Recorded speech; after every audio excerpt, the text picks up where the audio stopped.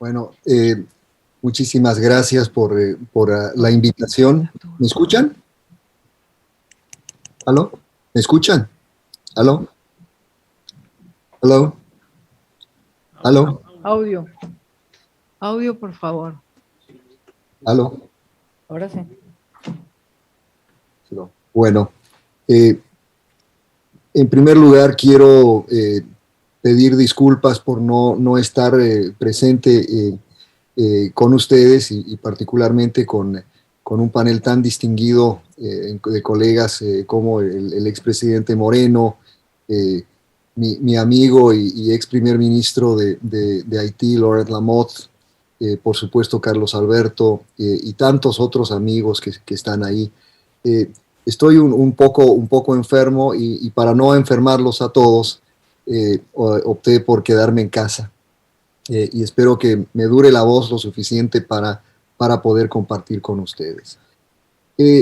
Porque sé que este es un evento bilingüe y no por mandarme la parte, voy a hacer mi presentación en inglés porque creo que tenemos algunos individuos que no entienden el español y que me gustaría compartir un poco de lo que he pensado sobre Haití en los últimos años. Let me turn to English for just for the presentation, and I want to be as brief as possible. My first trip to Haiti was in 1981, right in the final years of Baby Doc's period in office. And so in some measure, I have this 40-year view of where Haiti has been and where Haiti has gone. David Adams gave us a magnificent description of what the transition to democracy was in the mid-1980s and how that transition to democracy raised enormous expectations, as it did elsewhere in the region, that we had finally abandoned dictatorship, military rule, and that democracy was possible. Well, unfortunately, David narrated the history over the last 35, 36 years. And based on that, I'd like to essentially say the following in terms of, because the task you've placed before me is what are the building blocks for the future of Haiti? And I would say that the building blocks really depend on addressing the recurrent patterns that have characterized Haiti over time. And I should also note here at the outset that there is so much good scholarship on Haiti, so much that comes not only produced by Haitian scholars that chose to remain in Haiti, but Haitian scholars that dot our universities, both in the United States and in Canada and in Europe. I think we understand the diagnosis of Haiti. I think that people for a long time, in fact, may have rested too much on the idea that somebody does understand Haiti and that people are continuously explaining to us the importance of Haiti and particularly the importance of how Haitians see themselves and how Haitians would like to be a part of their own solution. So I want to basically note then these 4 or 5 recurrent patterns that have afflicted Haiti and that unless they're addressed, these recurrent patterns will continue into the future. The first recurrent pattern is the recurrence of political crises. It's not just the crises that led to the election of Aristide in the context of very contested elections in the late 80s, but it's the ouster of Aristide and then the subsequent return of Aristide, and then the problems that Aristide had in office, and that led, in fact, to his own ouster and the return of Préval, and eventually the elections post-earthquake in 2011. But these political crises have one very basic characteristic, that at the beginning, when they are addressed, They appear to give us a moment of great expectation, but they're almost immediately followed with great anguish and, I would say, the deflation of that expectation. That what comes in as a promise of finally solving the issues in Haiti ends up being fundamentally deflated by the failure of the political project. The second and very closely linked recurrent trend is the pattern of foreign intervention. This enormous pattern of foreign intervention that, again, David described, and Professor Israel as well, that inevitably, on the one hand, intervened in the context of a political crisis. The foreign intervention in some measure was part of the hope of resolving crises. And inevitably, and unfortunately, of course, as part of this pattern of foreign intervention, the inevitable negative impact of foreign intervention.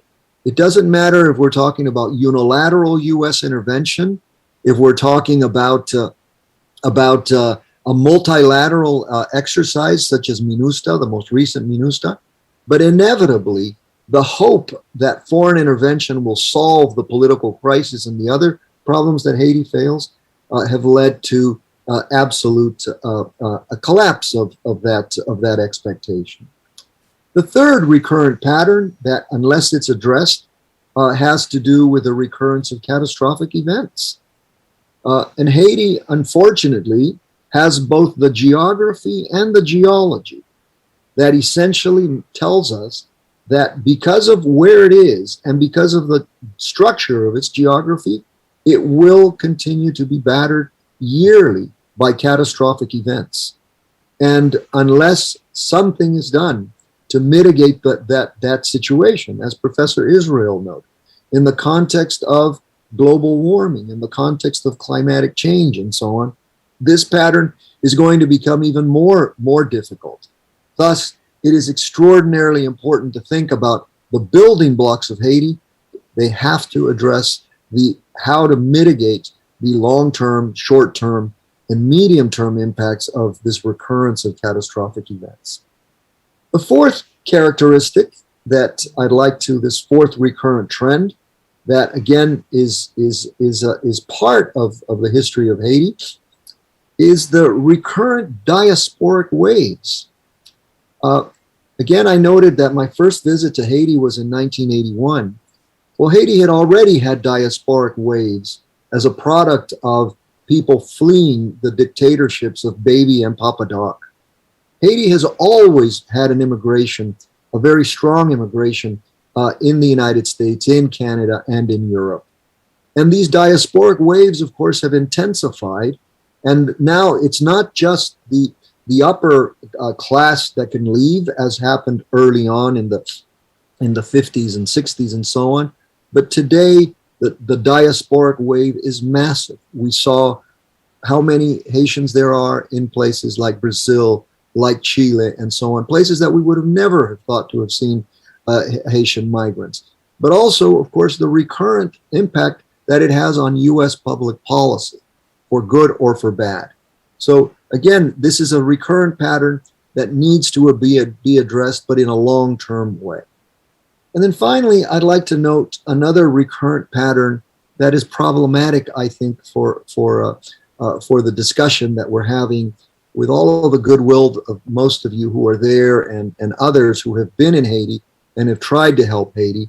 I was privileged to have worked in Haiti when Laurent Lamotte was prime minister. And so I was a witness on the ground to this enormous amount of goodwill about Haiti. But the recurrent patterns that I've talked about, especially the recurrence of the political crises, also leads to something that I think is where we are today. And that is, we have a serious problem of what some people call Haiti fatigue. People have become tired of once again saying, Haiti is in crisis one more time. How much more can we do for Haiti? How come it is that we give Haiti all of this and Haiti has this recurrent problem of not being able to govern itself, not being able to go beyond where it is. This Haiti fatigue has a time span, and a time span that, as you go back in history, Haiti fatigue characterized, for example, just from when David Adams was talking about in the late 80s to early 90s. By the time Aristide came into power, there was Haiti fatigue. By the time Preval was about to finish his government, there was Haiti fatigue. The earthquake in 2010 kind of restored the goodwill, but that very quickly, despite the magnitude of the earthquake, once again led to this period that I think we're living in now of Haiti fatigue. So let me end then with just sort of how to move forward in the context of these recurrent patterns. And I think, not to be too recipe-like, but it seems to me that the building blocks have to do, of course, with establishing an economic structure in Haiti that is capable of providing for Haitians, but that is also able to link Haiti in a positive way with the international environment. Okay? I won't go. I will just leave it at that. In terms of politics, Haiti needs to have a political structure that's not just about constitutional reform, but Haiti needs to have a political system that's credible. Haiti has the problem that all countries of Latin America have, which is the basic problem that nobody believes in its political class anymore. And the events of the last few months essentially contribute to that loss of complete credibility. So reconstructing the political system may call for tabula rasa. I think this is a moment in which Haiti has an opportunity to refound its political structure. How it does it, of course, is really problematic because it has to do really with the creation of a state. I don't want to engage in the debate about failed state or non-failed state, but the reality is that Haiti requires a strong state, and how it develops a strong state that can do just the very basic thing, that can have the legitimate monopoly over the use of force, right? Haiti has not had the legitimate monopoly over the use of force probably since the 1980s. And so reestablishing that is sine qua non. I think, as David Adams said, if you don't have control over security in Haiti, it's going to be impossible to do anything else.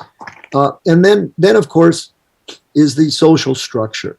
All of this has to do with addressing the patterns that everybody has described. And I think everybody knows this story, the inequality that Haiti has, right? The enormous poverty that Haiti has, and the enormity of the informal sector. 90% of its economy has been in the informal economy.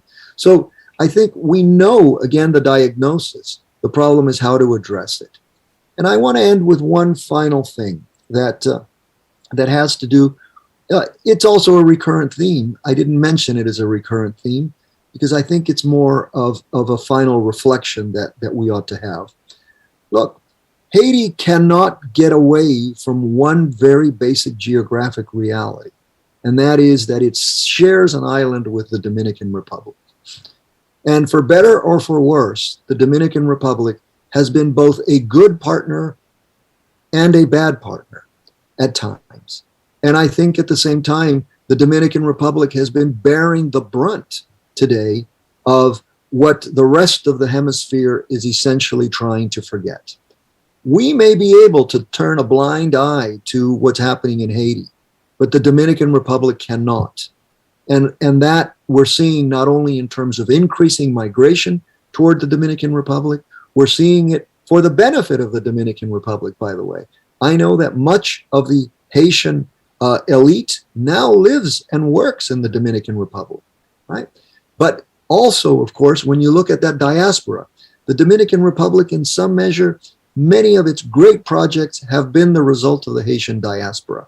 I know personally, for example, the famous metros of Santo Domingo were largely constructed by Haitian labor. Most construction is Haitian labor. That's what the Haitian diaspora does in the Dominican Republic and elsewhere. But I want to just simply finish with this observation. In my opinion, the Dominican Republic is not part of the problem in Haiti. The Dominican Republic is part of the solution. And I think that, as we did on one occasion, Prime Minister Lamotte remembers, we were able to bring together Haitians and Dominicans thinking about how to develop the border, right? We mobilized enormous amount of resources in the Dominican Republic, in Haiti, and abroad, thinking about how to create development poles around the border to address the problem of the diaspora and to address the problems of development on both sides. So again, I want to finalize by saying the Dominican Republic is part of the solution, not part of the problem, and I think we need to understand that. Thank you.